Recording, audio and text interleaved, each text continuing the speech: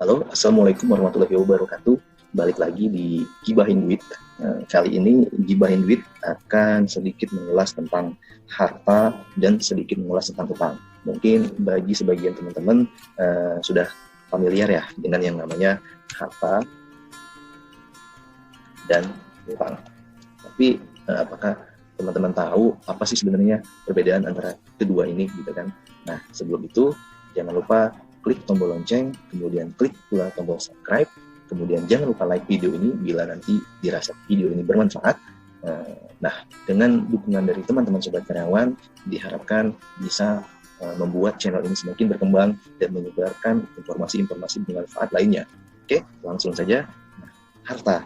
Nah, kita bandingkan dulu harta ini dengan beban, karena ada sangkut pautnya antara harta dan beban ya, teman-teman. Nah, apa sih harta? Harta adalah segala sesuatu yang kita miliki yang mendatangkan pendapatan. Jadi segala hal yang mendatangkan pendapatan. Kemudian beban, segala sesuatu. Kebalikannya teman-teman adalah segala sesuatu yang kita miliki, ya kan? Miliki, tetapi tidak mendatangkan pendapatan, tapi tidak mendatangkan pendapatan. Oke. Nah, jadi kita sekarang udah tahu nih bedanya. Apa itu harta, apa itu beban. Beda-beda tipis nih, teman-teman. Kalau harta itu segala hal yang kita miliki, tapi mendatangkan pendapatan. Kemudian kalau beban itu kita miliki juga, tapi tidak mendatangkan pendapatan. Nah, apa contohnya, teman-teman? Nih, contohnya adalah kalau misalnya kita punya rumah nih, oke, kita punya rumah, dan tahu aja ya sini, kita punya rumah, kemudian punya rumah di sini, punya rumah, oke. Nah, anggap aja lah ini rumah ya, oke, ini rumah, Sobat Karyawan punya rumah nih. Nah, kemudian apa bedanya? Ini rumah, harta atau beban? Nah, ada yang bisa jawab? Silakan jawab di kolom komentar ya. Jadi teman-teman, kalau rumah ini kita sewa, okay? Jadi kalau rumah ini kita sewakan, maka dia adalah harta. Namun bila rumah ini tidak kita sewakan, gitu kan, tidak disewakan, maka dia akan jadi beban. Nah, kenapa jadi beban? Ya, karena balik lagi tadi ke pengertian tadi, kalau harta itu segala sesuatu yang kita miliki, tapi bisa mendatangkan pendapatan. Sedangkan beban itu kita miliki juga, tapi dia nggak mendatangkan pendapatan, malah menambah biaya kita. Misalnya rumah pasti kan rumah ini perlu biaya gitu kan. Ada biaya listrik, ada biaya untuk perawatannya, maintenance-nya gitu kan. Nah, ini nanti akan menimbulkan beban di kita gitu kan. Makanya rumah itu, kalau misalnya teman-teman memiliki sebuah rumah, belum tentu juga rumah itu adalah harta. Bisa jadi rumah itu adalah beban bagi teman-teman gitu loh. Sampai sini paham kan? Kira-kira bedanya. Nah, kalau misalnya kurang begitu jelas, oke, ini saya coba mau ilustrasikan kembali ya. Nah, jadi balik lagi ini, misalnya nih, katakan saja ini rumah punya Santi, ya kan? Ini rumah Santi, oke? Rumah Santi. Nah, Santi ini juga nih nggak paham nih apa sih perbedaan antara harta dan beban, sehingga semua barang yang dianggap dia bermanfaat selama ini, misalnya berupa rumah ini, contohnya rumah warisan ya yang didapat oleh Santi, ini oleh dia itu dibiarkan kosong saja, kosong, tidak dikontrakkan sama dia gitu kan, sampai kondisinya rusak gitu kan. Nah, Santi masih beranggapan bahwa memiliki banyak rumah itu adalah harta, padahal sebenarnya banyak rumah tanpa menghasilkan pendapatan itu bisa dianggap beban. Oke, maka dari itu setelah mengetahui perbedaan antara harta dan beban ini, akhirnya Santi memilihlah untuk mengontrakkan salah satu rumah yang diwariskan ayahnya, sehingga menimbulkan pendapatan pasif. Apa itu pendapatan pasif? Nanti akan kita jelaskan di video selanjutnya. Oke, nah kurang lebih seperti itu penjelasan tentang harta. Kemudian kita lanjutkan lagi penjelasan tentang utang. Oke, utang. Nah, siapa yang nggak kenal dengan utang? Mungkin utang itu akrab di kehidupan kita sehari-hari ya, sobat Atau mungkin sobat memiliki utang, kira-kira utang itu apa sih gitu kan? Rupanya yang perlu teman-teman sahabat kelas kalian ketahui, utang itu ada beberapa jenisnya. Dia ada yang namanya utang gaya, kemudian ada pula utang kaya, kemudian ada utang baik, lalu ada pula utang buruk. Oke, nah apa bedanya? Kita akan bahas satu persatu. Yang pertama adalah utang gaya versus utang kaya. Bedanya ini, gaya dan utang kaya. Nah, utang gaya teman-teman,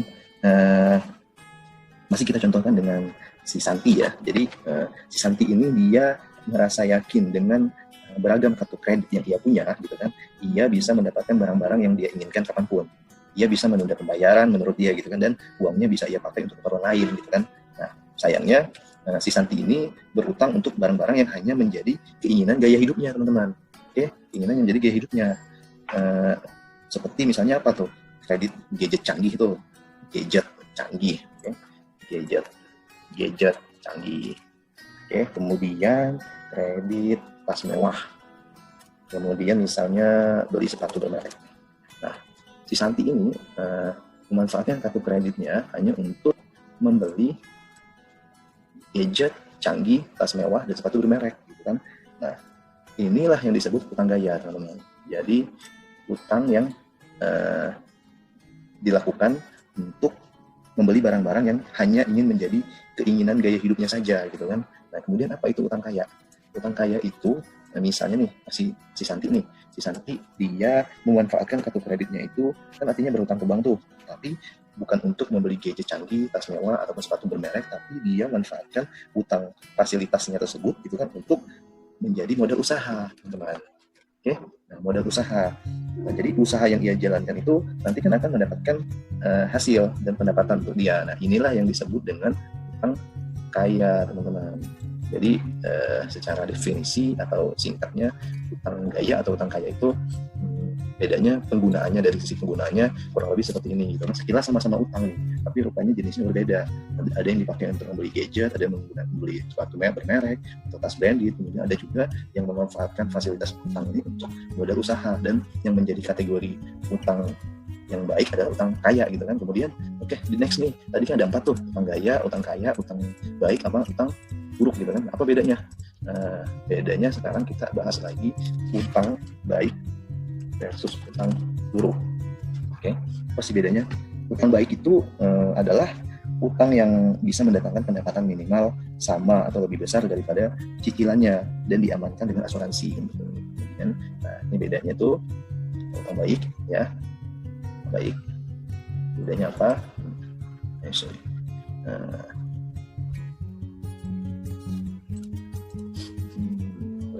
Salah. Oke, bedanya. Jadi dia itu menghasilkan pendapatan, dan pendapatan sama dengan cicilan atau angsuran, dan ada asuransi, gitu kan. Nah, kemudian bedanya ya.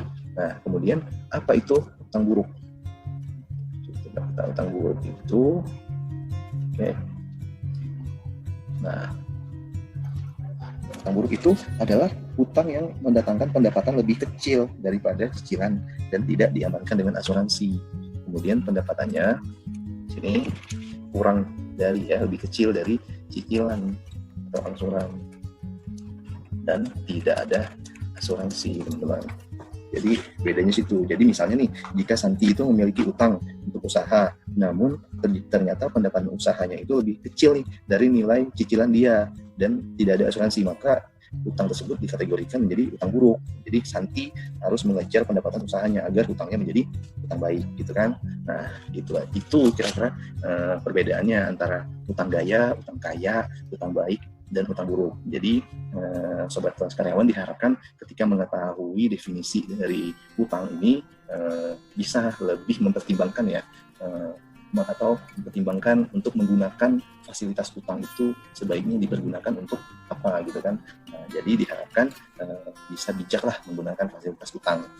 Kira-kira itu saja di video kali ini yang akan kita bahas ya di program Gibahin Duit gitu kan. Tadi kita bahas tentang harta, kemudian sekarang kita bahas tadi barusan tentang utang, kemudian kalau mau resume sedikit tadi, harta itu sesuatu yang menghasilkan pendapatan yang kita miliki tapi menghasilkan pendapatan, kemudian beban itu yang kita miliki juga tapi tidak menghasilkan pendapatan gitu kan. Kemudian utang, ada utang gaya, utang kaya, utang baik, dan utang buruk. Kalau utang gaya itu utang yang kita manfaatkan untuk membeli barang-barang yang kita inginkan, misalnya tadi gadget, kemudian tas merek, branded gitu ya. Kemudian utang kaya itu utang yang dimanfaatkan untuk sebagai modal usaha. Kemudian dari dua kategori tersebut ada kategori utang lagi, yaitu utang baik dan utang buruk. Nah, utang baik itu tuh utang yang menghasilkan pendapatannya itu sama dengan cicilan atau angsuran yang kita cicil setiap bulannya dan terdapat asuransi. Kemudian utang buruk itu utang yang menghasilkan pendapatannya lebih kecil dibandingkan cicilan atau angsurannya dan tidak ada asuransi, sehingga harus lebih dikacak lagi ya untuk bisnisnya gitu kan, agar pendapatannya lebih besar dibandingkan cicilan atau angsuran yang harus dia bayar gitu kan. Jadi semoga dengan pengetahuan tentang harta, pengetahuan tentang utang ini bisa membantu teman-teman sobat kelas karyawan untuk memanajemen keuangannya gitu kan. Mudah-mudahan video ini bermanfaat. Jangan lupa bagi karyawan yang atau teman-teman kelas karyawan yang ingin dibahas nih topik tentang apa, atau punya ide lain, atau punya komentar, atau punya definisi lain mengenai harta dan utang, silakan komen di kolom komentar. Jika dirasa video ini bermanfaat, jangan lupa untuk like-nya, kemudian share sebanyak-banyaknya agar lebih banyak lagi teman-teman kelas karyawan di luar sana yang bisa merasakan manfaat dari video ini. Oke, itu saja. Dukung terus channel kelas karyawan agar menjadi channel yang berkembang dan menjadi channel yang positif untuk semuanya. Itu saja untuk kali ini. Sampai jumpa di next video. Bye-bye. Salam bahagia.